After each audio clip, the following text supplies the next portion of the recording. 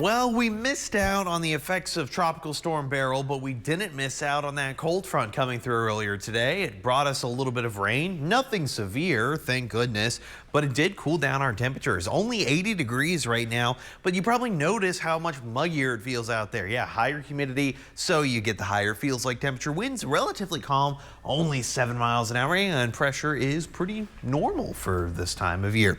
You could tell where that cold front has pushed through because we're seeing more of those 80s in places like Big Spring and Snyder. A few of those 70s popping in for Andrews, Carlsbad, and even Van Horn. Unfortunately, places like Presidio, Big Bend, even Dryden just haven't gotten that effect of it yet. So we're seeing more of those 90s and those triple digits. What about any of the rain around the area? We can kind of see it was actually that one system right around Ozona now, well, far south of Ozona. And that's what pushed its way through Midland and Odessa earlier in the day.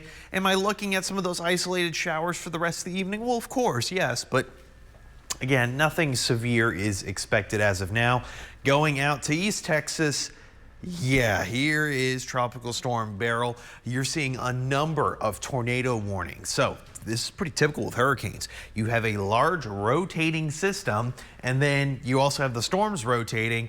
It just pops out tornadoes. It's what I used to call in Florida little hurricane babies. That's what they are. They just pop out. So yeah, not the best kind of situation. Lots of flooding around the areas. East Texas is pretty prone to that, but nonetheless, still a serious situation. For us tonight, ooh, that's a lot better. 69 degrees for Midland and Lamesa. Same for Andrews. That's because it helps when you have much cooler temperatures during the day. You can actually cool off a bit faster going into those overnight hours. So heading out the door, about 69. Couple of those isolated showers, thunderstorms lasting into the overnight and into early in the morning.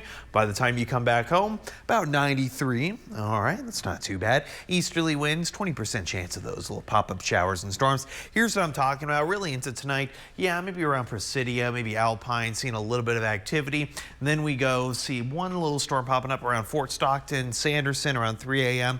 Goes away, and then we're relatively clear with a couple of those pop-up storms right around Ozona. That's kind of what we've come to expect.